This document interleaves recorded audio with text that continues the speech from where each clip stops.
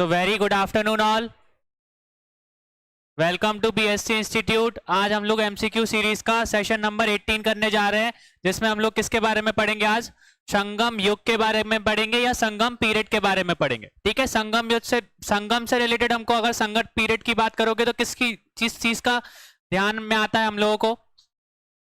Southern India की चीज हमको समझ में आती है कि संगम लिटरेचर किससे रिलेटेड है। जो साउथ इंडिया या दक्षिण भारत की बात करेंगे तो उससे रिलेटेड हमारा क्या है? संगम लिटरेचर, संगम युग, सब उसी से रिलेटेड है। ठीक है, तो पहले क्वेश्चन पे देखें। तो सबसे पहले देखो संगम शब्द का अर्थ क्या है। तो सबसे पहली चीज, हम संगम युग पढ़ रहे हैं तो उस संगम का मतलब क्या है? सभी लोग आंसर करके बताओ।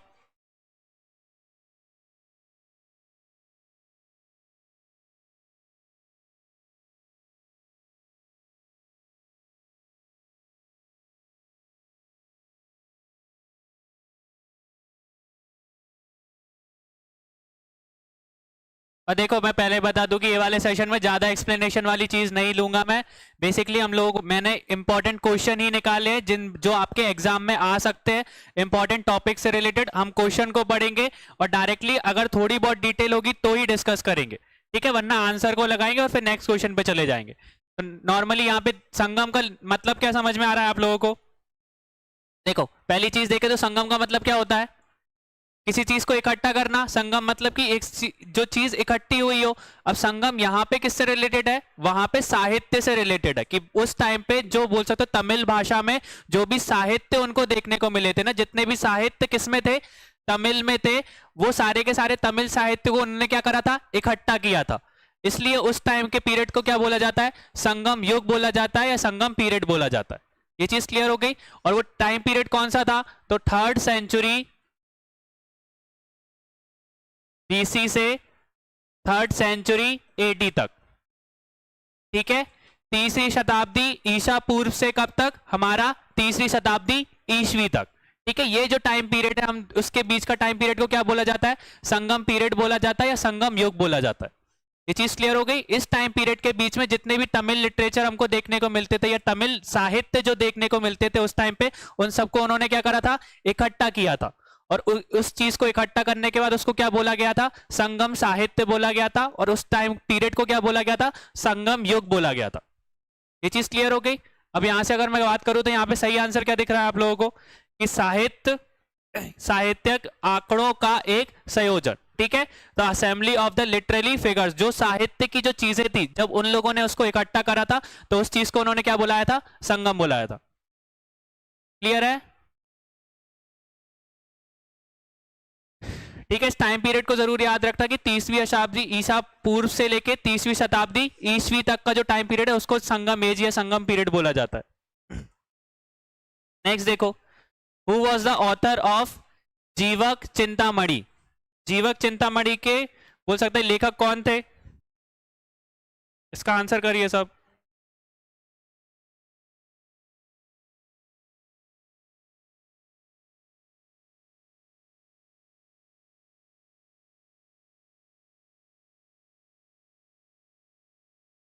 डी बता रहा है, कोई सी बता रहा है। ठीक है, तो इसका सही आंसर क्या है हमारा? तिरुतक्कर देव। ठीक है, जो जीवक चिंतामणि है एक किताब है, उसके लेखक का नाम क्या है? तिरुतक्कर देव। ठीक है, ये चीज याद रखना। ये सिंपल सिंपल से इंपॉर्टेंट क्वेश्चन ही है। इंपॉर्टेंट क्वेश्चन से रिलेटेड बुक्स है, वो बुक्स के लेखक कौन है या ये वाली बुक जो है किससे रिलेटेड है, इस तरीके के ही क्वेश्चन हम लोग सॉल्व करेंगे। ठीक है, तो किसकी बात करी हमने? जीवक चिंतामणि की। तो जो जीवक चिंतामणि है उसके लेखक कौन है? तिरुतक्कर देव। ठीक है, नेक्स्ट देखो, जो शिलापातिडी कर्मा पुस्तक के लेखक कौन है? ठीक है, अगर किसकी बात करूं मैं, शिलापातिडी करम की जो लेखक है उनका नाम क्या है यहां पर? आंसर करो सभी। गलत भी होगा तो कोई दिक्कत नहीं है, आप ही लोगों को वो मेमोराइज हो जाएगा।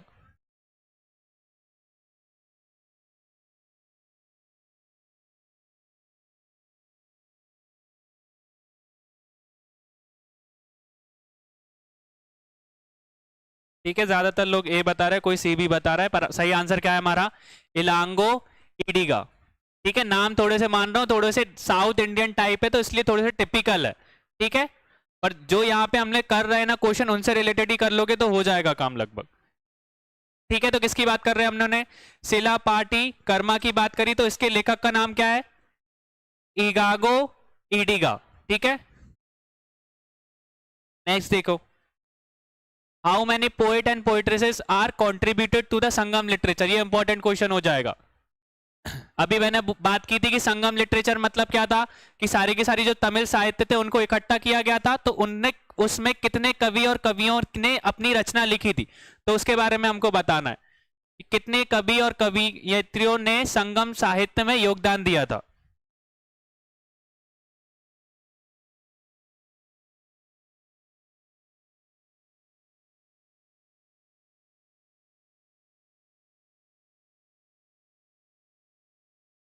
ठीक है, तो ज्यादा लोगों के 473 बता रहे हैं, पर सही आंसर हमारा क्या है? 475। ठीक है, 475 जो बोल सकते कवि और कवियत्रियों ने क्या करा था, संगम युग में क्या करा था, बोल सकते अपना योगदान दिया था। क्लियर है? ये इंपॉर्टेंट क्वेश्चन है, ये याद रखते चलना। नेक्स्ट देखो, संगम युग में तोलकापियम डैश साहित्य की सबसे बड़ी कृति थी। ठीक है, तोलकापियम एक संगम एज में एक बोल सकते कि बहुत बड़ी साहित्य थी। वो किस लैंग्वेज में हमको देखने को मिलती है, किस भाषा में देखने को मिलती है?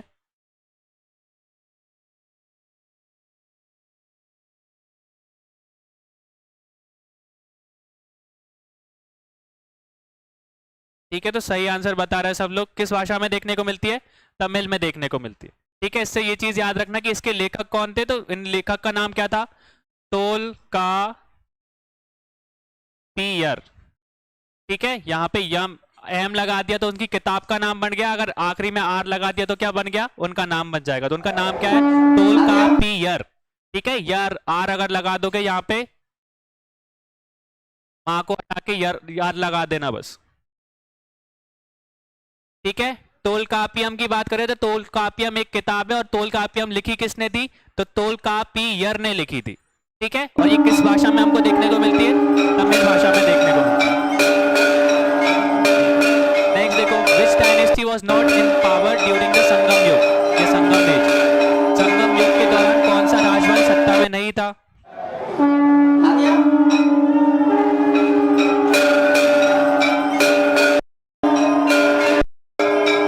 ठीक है, ये सिंपल सा क्वेश्चन है। अगर संगम युग की बात करें तो संगम युग में 3 राजवंश के बारे में हमको देखने को मिलता है। पहले कौन से हैं? चोला, चेरा और पांड्या। कौन से नहीं थे? पल्लव नहीं थे। तो सही आंसर क्या हो जाएगा? पल्लव। अगर तीनों की बात करूं तो तीनों में से सबसे ज्यादा पावरफुल या सबसे महत्वपूर्ण राजवंश कौन सा था? चोला था। ये चीज याद रखना। ठीक है, तीनों में से अगर सबसे महत्वपूर्ण या सबसे इंपॉर्टेंट की बात करें तो कौन सा था? चोला था, चोला राजवंश जो था। नेक्स्ट देखो, मैच द फॉलोइंग करनी। Each of the dynasty of Sangam age has a royal emblem. हर जो राजवंश रहा है ना, उसका कोई ना कोई प्रतीक था, तो हमको प्रतीक, वो जो शाही प्रतीक है उसको राजवंश के साथ क्या करना है? मैच करना है। चोला का क्या शाही प्रतीक था, पांड्यास का क्या था, चेरास का क्या था?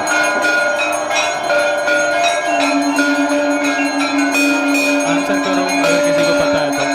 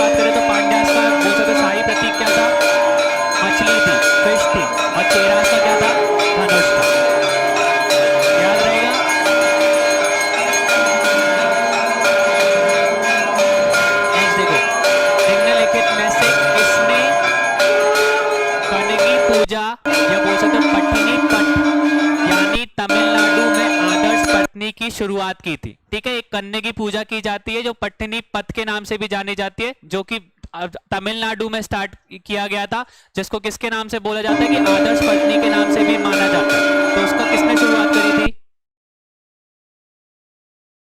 ठीक है, कन्या की पूजा, याद रखना कि कन्या की पूजा की शुरुआत किसने की थी?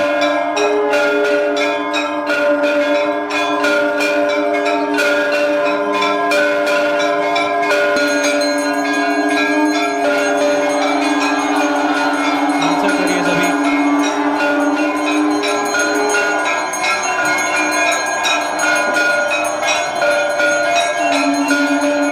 ठीक है, तो ज्यादा आंसर मिल नहीं रहे। हमारा सही आंसर क्या है? सेंगुती वन ने करी थी। किसने की थी? सेंगोती वन ने करी थी। और वो किस डायनेस्टी को बिलोंग करते? चेरा को बिलोंग करते, चेरा राजवंश को बिलोंग करते हैं। ठीक है, सेंगोतु वन ने किसकी शुरुआत करी थी? कन्या की पूजा की शुरुआत करी थी, या बोल सकते पट्टिनी पथ की शुरुआत करी थी। ठीक है, ये चीज याद रखना। क्लियर हो गया? नेक्स्ट देखो, करिया कला किस वंश से संबंधित है? ठीक है, करिया कला की बात करें तो जो करिया कला है वो बोल सकते हैं एक तरीके की कला है, वो किस वंश से बोल सकते हैं कि संबंधित है, किस वंश को या डायनेस्टी को बिलोंग करती है?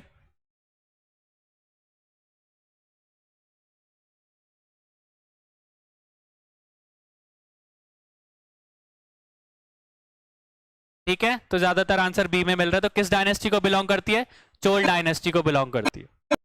ठीक है, करिया कला की बात करें तो जो करिया कला है एक तरीके की कला किसको बिलोंग करती है? ठीक है, चोल्स को बिलोंग करती है। नेक्स्ट देखो, which Sangam ruler started sugarcane cultivation? किस संगम शासक ने गन्ने की खेती शुरुआत की थी?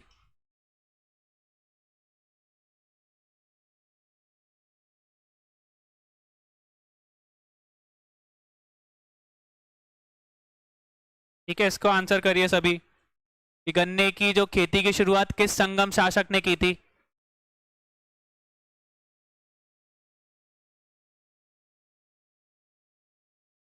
ठीक है, तो देखो यहाँ पे इसका सही आंसर क्या है? आदिगेमन ने। ठीक है, किसने की थी? आदिगेमन ने की थी। और किस राजवंश को बिलोंग करते थे वो? चेरा को बिलोंग करते थे। ठीक है, चेरा डायनेस्टी को या चेरा राजवंश को बिलोंग करते थे। क्लियर हो गया? अगर आपसे कोई पूछे कि गन्ने की खेती की शुरुआत किस वो संगम शासक ने की थी, तो आदिगी मैन बोल सकते कि मन ने की थी। और वो किस राजवंश को बिलोंग करते थे? चेरास को बिलोंग करते थे। नेक्स्ट देखो, हमको मैच द फॉलोइंग करनी है किसकी? एक तरफ हमारे राजवंश है और दूसरी तरफ क्या है? उनकी राजधानी है। तो यहां से हमारे 3 क्वेश्चन हो जाएंगे अगर आपने ढंग से उसको मैच कर लिया तो।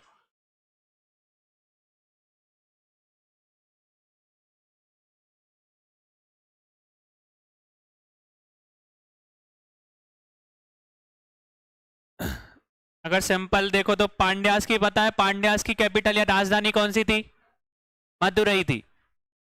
ठीक है, तो ये तो हमारा सही हो गया कि पांड्यास की क्या थी? हमारी मदुरई थी। चोल की क्या थी?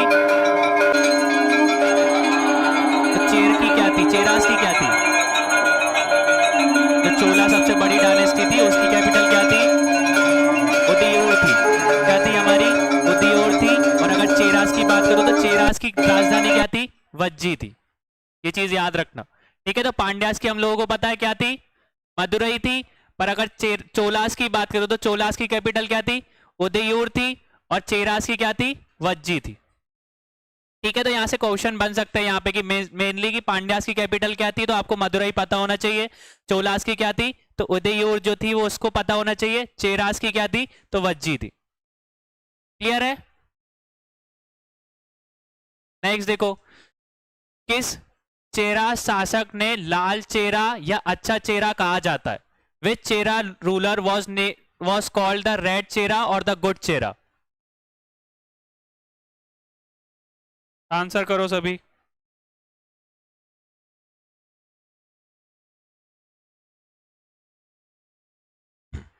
ठीक है, किसकी बात कर रहे हैं हम लोग? एक चेरा शासक की बात कर रहे हैं। और किस चेरा शासक को क्या बोला जाता था? लाल चेरा या अच्छा चेरा के नाम से जाना जाता था या कहा जाता था? ठीक है, तो किसको बोला जाता था? सिंगुत्ती वन को बोला जाता था। किसको बोला जाता था? सिंगुत्ती वन को बोला जाता था। ठीक है, लाल चेहरा या बोल सकते हो अच्छा चेहरा या रेड चेहरा या गुड चेहरा किसको बोला जाता था? सिंगुत्ती वन को बोला जाता था।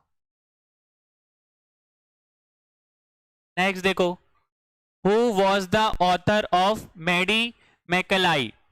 ठीक है, मणि मेकलाई की बात करूं तो ये एक तरीके की पुस्तक है, उसके लेखक का नाम क्या था? मणि मेकलाई। मणि मेकलाई के ऑथर का नाम क्या था? बताइए सब आंसर करके।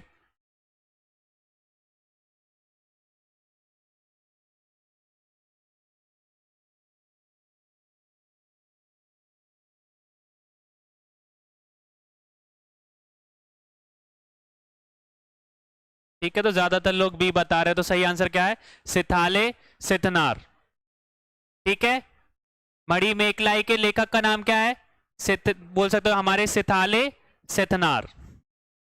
ठीक है, नाम थोड़े से मान रहा हूं, थोड़े से टिपिकल है, पर ये इंपॉर्टेंट चीजें याद रख लेंगे ना, जो हमारे बोल सकते टॉपिक से रिलेटेड है। ठीक है, इंपॉर्टेंट जो क्वेश्चन हम लोग पढ़ रहे हैं यहाँ पे। नेक्स्ट देखे, नेक्स्ट देखो, निम्नलिखित में से किस शहर में संगम सभा का आयोजन किया गया था? In which of the following cities are the Sangam sabha held? अगर मैं संगम सभा की बात करूं तो कितनी संगम सभा हुई थी? 3 संगम सभा हुई थी। ठीक है, तो इनमें से बताना है कि कहां पर हुई थी, या एक भी कहीं पे भी हुई हो सभा तो उसके बारे में हमको बताना है।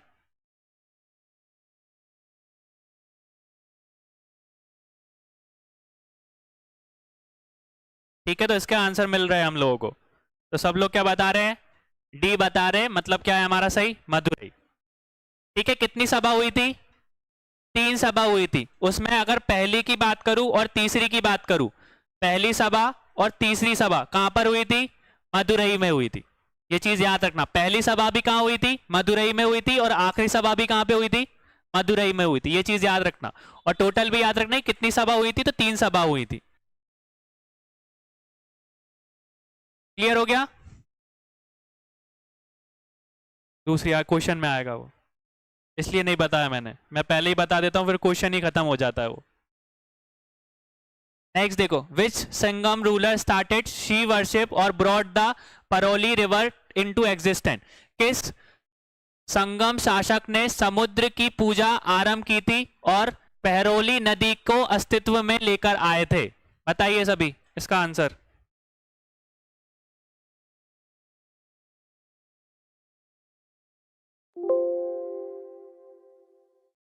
ठीक है, क्वेश्चन समझ में आ गया कि किस जो वो संगम शासक ने समुद्र की पूजा का आरंभ किया था और जो पहरोली नदी थी उसको अस्तित्व में लेकर आए थे।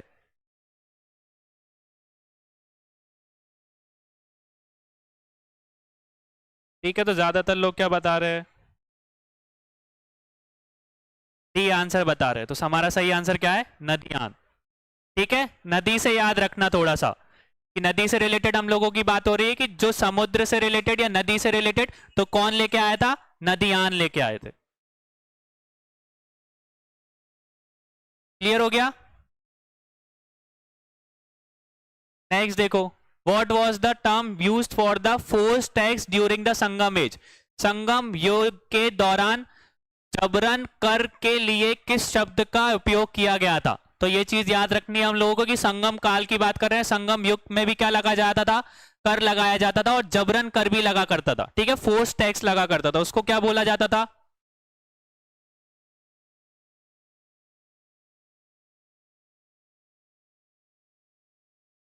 आंसर करो सभी, क्या बोला जाता था? ज्यादातर लोग बी बता रहे हैं नाम सुन के। करमाई कर लग रहा है उसमें, इसलिए। ठीक है, तो उसको क्या बोला जाता था? तराबे बोला जाता था। क्या बोला जाता था? तराबे। किस तराबे क्या था? एक तरीके का कर था, और कैसा कर था? जबरन कर या फोर्स टैक्स जो लगाया जाता था उसको क्या बोला जाता था? तराबे बोला जाता था। क्लियर हुआ? नेक्स्ट देखो, संगम काल का प्रमुख देवता था, संगम काल की बात करें तो उस टाइम पे जो प्रमुख देवता थे वो कौन थे? Primary deity of Sangam period was,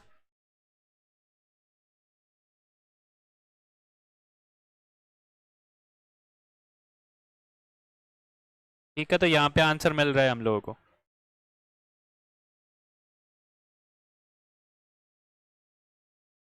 चलो जितने लोग आंसर कर रहे हैं वो एक और आंसर भी कर दो कि जिन जो आंसर आप बता रहे हो उसको हम लोग किस किस देवता के नाम से जानते हैं।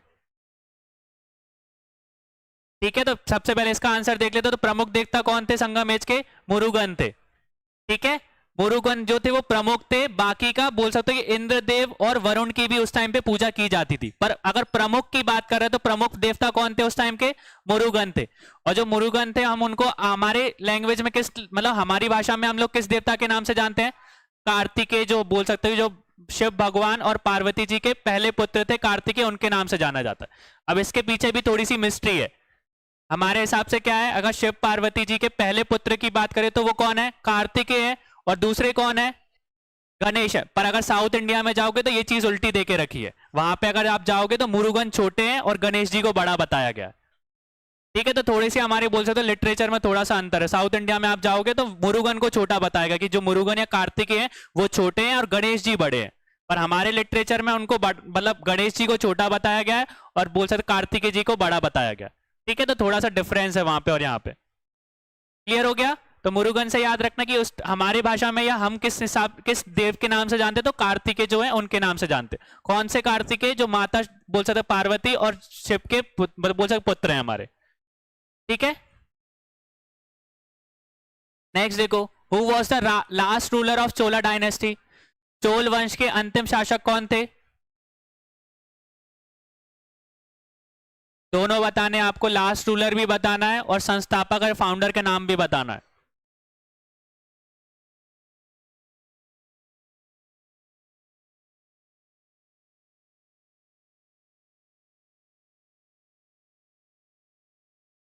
ठीक है, तो कुछ लोगों के दोनों आंसर आने लगे। तो अगर लास्ट रूलर की या अंतिम शासक की बात करो तो अंतिम शासक कौन थे? राजेंद्र चोला तृतीय। ठीक है, आखिरी शासक कौन थे?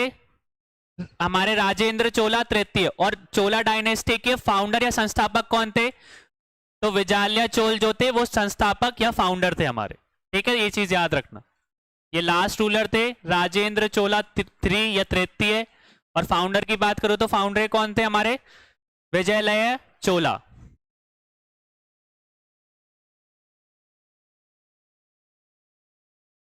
क्लियर हो गया? देखो मान रहा हूं ये वाला थोड़ा सा बोरिंग है क्योंकि नाम आपको थोड़े से इधर उधर दिख रहे हैं, पर बेसिकली इंपॉर्टेंट क्वेश्चन ही मैंने इसलिए ज्यादा डीप में गया नहीं हूं। जो आपके पॉइंट ऑफ एग्जाम के पॉइंट ऑफ व्यू से जो इंपॉर्टेंट क्वेश्चन है जो पूछे जा सकते हैं। अब देखो संगम एज की बात लोग पढ़ रहे हैं हम लोग, या संगम युग के बारे में पढ़ रहे हैं, तो ज्यादा शासक से रिलेटेड हमको क्वेश्चंस नहीं मिले हैं देखने को। ठीक है, इसलिए ज्यादातर उनके बारे में क्या संगम लिटरेचर या जो साहित्य है उससे रिलेटेड क्वेश्चन जरूर हमको देखने को मिले।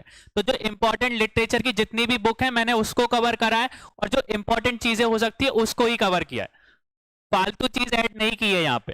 ठीक है, तो इसको थोड़ा सा बेसिक वे में लेके चलो, और नाम के हिसाब से कंफ्यूज नहीं होना है। अगर आप पढ़ोगे उनको डे टू मतलब नॉर्मल वेज में तो याद हो जाएगा उसको, इतना मुश्किल नहीं है। क्लियर हो गया? नेक्स्ट देखो, संगम काल में व्यापारी संघ को क्या कहा जाता था?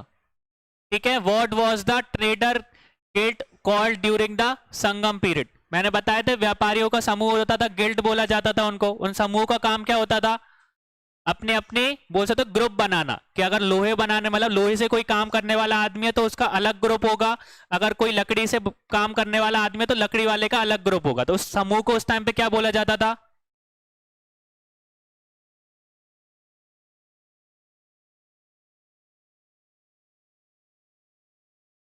ठीक है, तो ज्यादातर आंसर बता रहे हैं लोग, सी बता रहे हैं।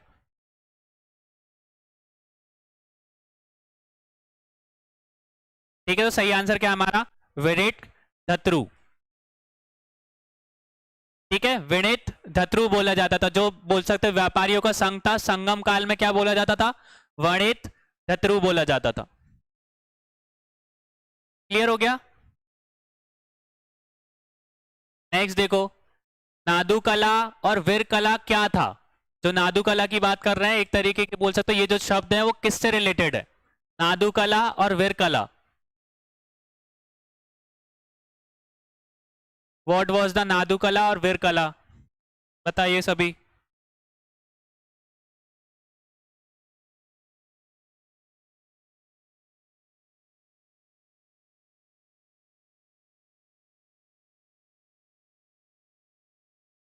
मुरुगन के उपासक।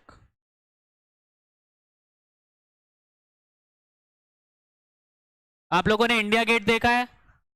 इंडिया गेट पे आपने देखे कि बहुत सारे लोगों के नाम लिखे हुए हैं, जो हमारे बोल सकते हो सैनिक, जो बोल सकते हैं कि जिनकी बोल सकते हो कि जिन्होंने लड़ते लड़ते अपने प्राण प्राण बोल सकते मतलब प्राण त्याग दिए थे, या प्राण मतलब निकल गए थे, उन लोगों की मृत्यु हो गई थी लड़ते टाइम पे। ठीक है, तो वो वॉरियर्स के नाम किस पे लिखे गए हैं?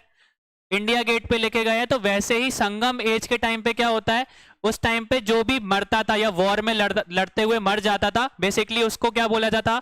नदु कला या वीर कला बोला जाता था। मतलब उनके पत्थरों पे नाम लिखवाए जाते थे। ठीक है, पत्थर गाड़ दिए जाते थे। जिनकी मृत्यु वॉर में होती थी, या बोल सकते कि लड़ाई में या युद्ध में होती थी, तो उनके नाम का एक पत्थर रहता था, उसको गाड़ दिया जाता था, और उसी को हम लोग क्या बोलते थे? नादु कला बोला जाता था और वीर कला बोला जाता था। ठीक है, तो क्या बोला है? एक मृतक योद्धा की याद में खड़े किए गए पत्थर। ठीक है, तो पत्थर एज अ मेमोरी के रूप में या मेमोरियल ट्रीट के फॉर्म में उन लोगों को क्या दे के रखा था? एक तरीके से मेमोरी दे के रखी थी, जो लोग वॉर में या युद्ध में बोल सकते कि मृत हो गए थे या मर गए थे। ठीक है, तो इसका आंसर हमारा सी है। तो जो नादु कला और वीर कला है वो किससे रिलेटेड है? एक मृत योद्धा की याद में जो पत्थर बनाए जाते हैं या पत्थरों पे उनका नाम लिखा जाता है, उससे रिलेटेड। क्लियर है? नेक्स्ट देखो, संगम युग के दौरान प्रशासन की सबसे निचली इकाई क्या थी? The lowest unit of administration क्या थी? संगम एज के टाइम पे, संगम युग के टाइम पे।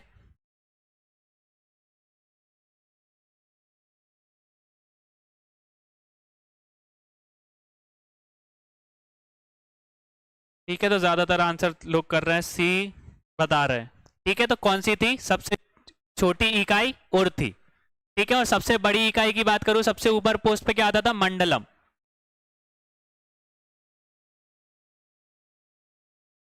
ठीक है, सबसे छोटी क्या थी? उर थी, और सबसे ऊपर क्या था? मंडलम था।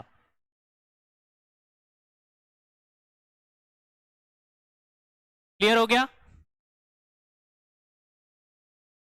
नेक्स्ट देखो, roaming groups of dancers and musician visiting the royal courts were known as. शाही दरबार में आने वाले नृत्यकों या साहित्यकार संगीतकारों के जो समूह रहते थे, उसको किस नाम से जाना जाता था?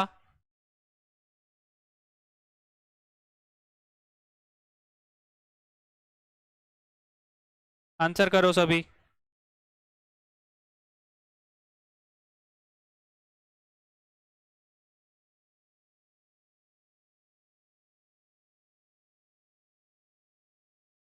ठीक है, तो मिक्स्ड आंसर मिल रहा है, कोई सी बता रहा है, कोई डी बता रहा है। उसका आंसर क्या है?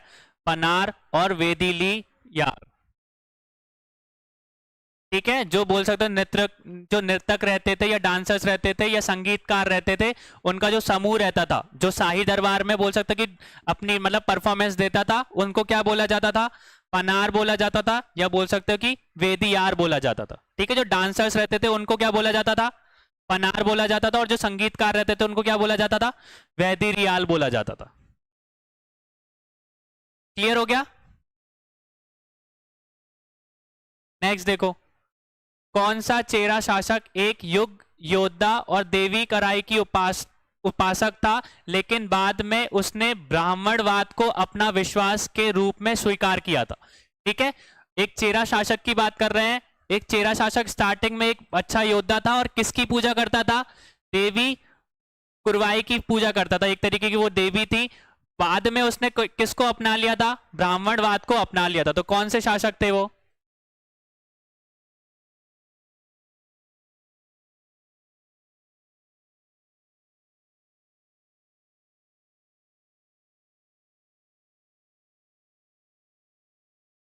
कौन से शासक थे? आंसर करिए सभी।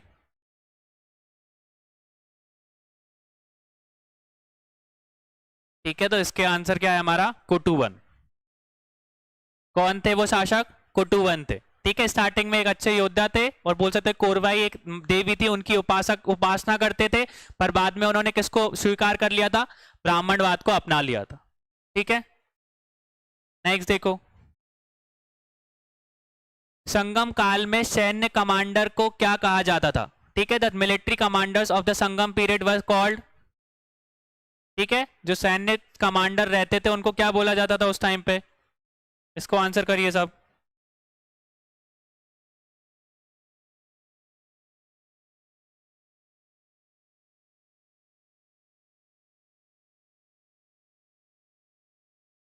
ठीक है, तो मिक्स्ड आंसर मिल रहे, कोई ए बता रहा है, कोई डी बता रहा है, मतलब पहला या चौथा। ठीक है, तो इसका आंसर क्या है? फर्स्ट। क्या बोला जाता था? एनआरडी बोला जाता था। क्या बोला जाता था? एनआरडी बोला जाता था। कौन एनआरडी कौन था? जो मिलिट्री कमांडर या सैन्य कमांडर जो रहते थे उनको संगम काल में क्या बोला जाता था? एनआरडी बोला जाता था। क्लियर हो गया? नेक्स्ट देखो। देववृंदा एक शब्द था जिसका इस्तेमाल संगम युग के दौरान देवताओं के समूह के लिए किया जाता था। उसमें कौन कौन शामिल था? तो देववृंदा was a term use during the Sangam age for the group of deities comprising. तो एक तरीके से बोल सकते हो देववृंदा एक शब्द था जिसमें बहुत सारे देवता आते थे। तो उस ग्रुप में कौन कौन से, उस समूह में कौन कौन से देवताओं को बोल सकते वर्णन था या देवताओं को गिना जाता था? आंसर करो सभी।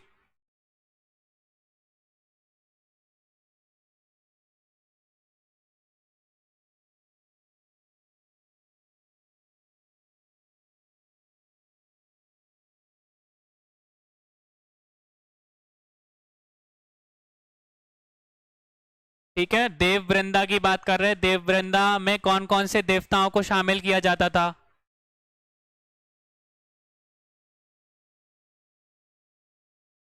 ठीक है, सबसे पहले देखो, मुरुगन तो होंगे ही।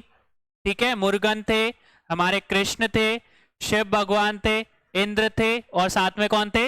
बलराम थे। तो इनके जो समूह रहता था, इन देवताओं के समूह को क्या बोला जाता था? देववृंदा बोला जाता था। ये इंपॉर्टेंट है, अच्छे से याद देख लेना इसको। ठीक है, ठीक है, देववृंदा से समझ में आ गया। देववृंदा क्या था? एक तरीके का शब्द था, या बोल सकते हो कि समूह था। उस समूह में कौन कौन से देवता आते थे? मुरुगन आते थे, कृष्ण आते थे, शिव आते थे, इंद्र आते थे, और बलराम आते थे। क्लियर हो गया? नेक्स्ट देखो। Which Tamil work is the source of geological history of Cheras ruler? अब देखो, कौन सी तमिल कृति चेरा शासकों की वंशावली के इतिहास का स्रोत है? ठीक है, कौन सी तमिल कृति चेरा शासकों की वंशावली के इतिहास का स्रोत है? इंपॉर्टेंट क्वेश्चन है ये चीज।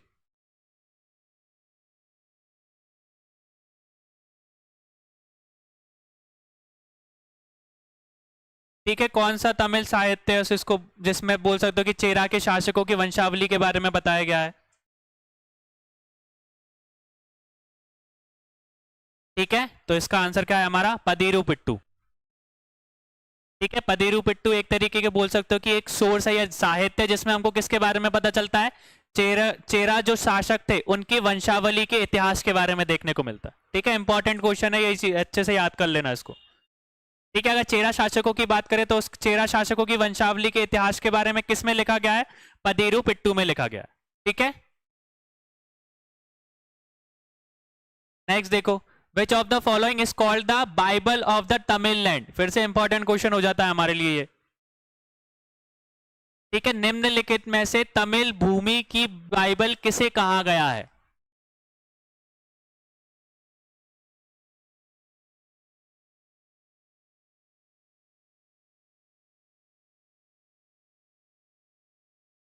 इसको आंसर करो सभी।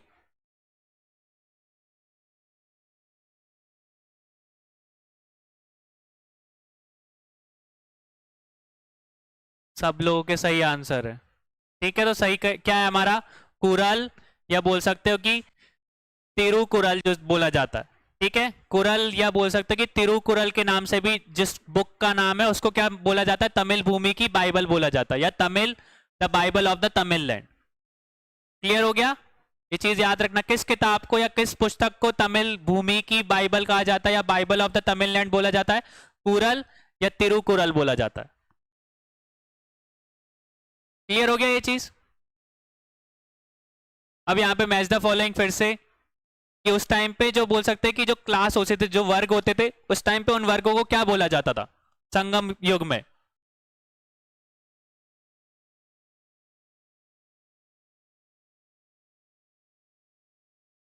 बताइए सब।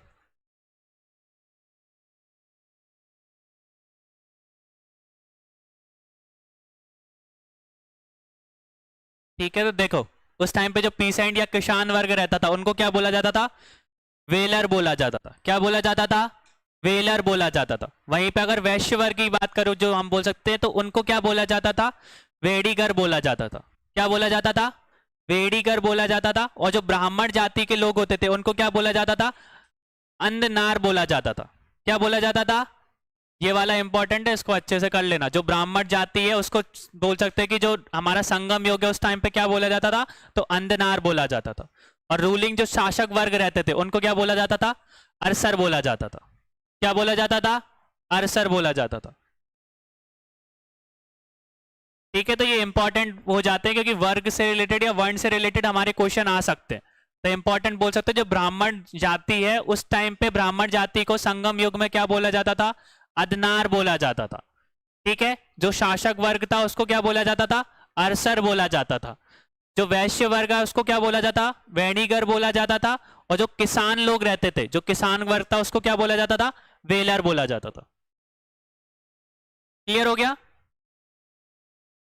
अब देखो यहाँ पे क्वेश्चन, निम्नलिखित कथन पर विचार करें और सही विकल्प का चिन्हित करें। Consider the following statement and mark the correct option. अब इसमें से कौन सा ऑप्शन सही है, मतलब आपको गलत बताना है। इसमें थोड़ा सा मैं ट्विस्ट लेके आ रहा हूं, इसमें सही का बोला है ना, सही की जगह आप गलत बताना है। जो गलत है ना, रॉन्ग वाला है, वो वाला स्टेटमेंट बताओ आप।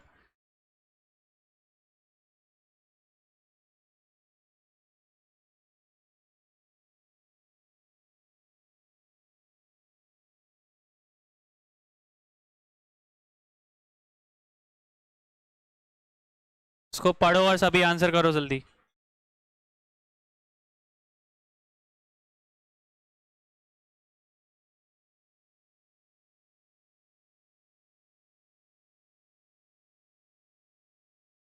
हमने पहले डिस्कस किया था, थोड़ा सा याद रखो, अगर वो चीज याद रहेगी तो आंसर सही बता दोगे। कौन सा गलत है?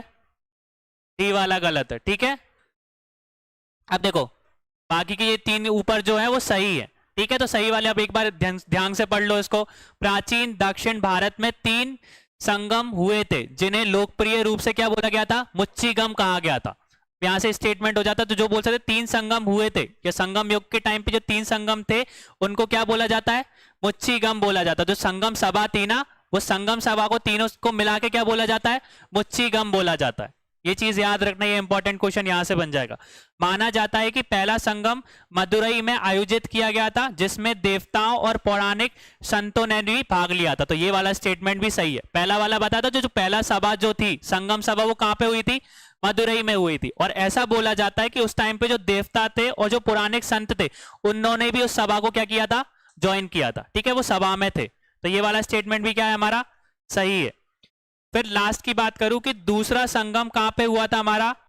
कपड़पुरम में हुआ था। कहां पर हुआ था? कपाड़पुरम में हुआ था, जिसमें आयोजित किया गया था। केवल बोल सकते हैं कि जो आप कल्पोरियम इसमें बचा हुआ था। हमने इस किताब के बारे में पढ़ा था, टोल कापियम के बारे में। तो ये टोल काप, अगर सेकंड सभा की बात करो तो देखो पहले ये चीज समझ लो, सभा की बात कर रहे हैं ना, तो वो सभा में करते क्या थे लोग? बेसिकली 3 सभा हुई थी, वो तीनों सभा का मतलब सभा करने का क्या मतलब रहता था?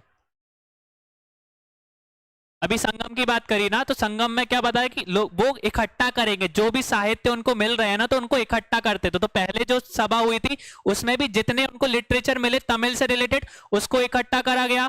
फिर वैसे ही उन्होंने दूसरी सभा करी, तो दूसरे सभा में जितने बाद में उनको लिटरेचर देखने को मिले तमिल, उसमें इकट्ठा करा गया। फिर तीसरी सभा में भी वही सेम चीज हुई थी। अब यहाँ पे उन्होंने क्या बोला कि दूसरी सभा कहां पर हुई थी, कपालपुरम में हुई थी। फिर इसमें भी क्या हुआ था, जो टोल कापियम एक किताब थी वही हमको आज के टाइम पे देखने को मिलती है, ठीक है। बाकी की जो साहित्य थे वो हमको देखने को नहीं मिलते। ये चीज क्लियर हो गई। तो जो हमारा सेकंड जो सभा हुई थी, संगम सभा हुई थी, वो कहां पर हुई थी, जो कपाड़पुरम में हुई थी। और उसमें भी एक साहित्य हमको आज के टाइम पे देखने को मिलता है, उसको हम क्या बोलते हैं, वो जो कापियम जो है वो उस साहित्य का नाम है, ठीक है। तो ये वाला स्टेटमेंट भी सही है। और तीसरा क्या बोला, तीसरा संगम क्या है, त्रिवंतपुरी में आयोजित की गई थी। तीसरी संगम बताया था मैंने कहां पर आयोजित हुई थी, मदुरई में हुई थी। तो ये स्टेटमेंट क्या हो गया हमारा, गलत हो गया। ये चीज क्लियर हुई। तो ऊपर के जो तीन थे वो सही थे कि प्राचीन भारत में कितनी संगम सभा हुई थी, तो 3 संगम सभा हुई थी। जिसको किस नाम से जाना जाता है तीनों सभा का, ठीक है, मुच्चीगम्स के नाम से जाना जाता है। पहला मदुरई में हुई थी, जिसमें सारे देवता और संत लोग उसमें आयोजित हुए थे, मतलब उसमें आए थे, भाग लिया था। फिर वहीं पे दूसरी सभा की बात करूं तो दूसरी सभा कहां पर हुई थी, कपाड़पुरम में हुई थी। और उसमें भी हमको एक ही साहित्य देखने को मिलता है, साहित्य बचा हुआ है आज के टाइम पे। वो कौन सा साहित्य है, टोल कापियम है, ठीक है। लिखा किसने था, टोल कापियर ने लिखा था, ठीक है। र आ जाएगा उसके आखिरी में। और तीसरी संगम कहां पर हुई थी, मदुरई में हुई थी। तो ये वाला स्टेटमेंट गलत हो गया। क्लियर हो गया। इतने ही क्वेश्चन थे आज के लिए। Thank you.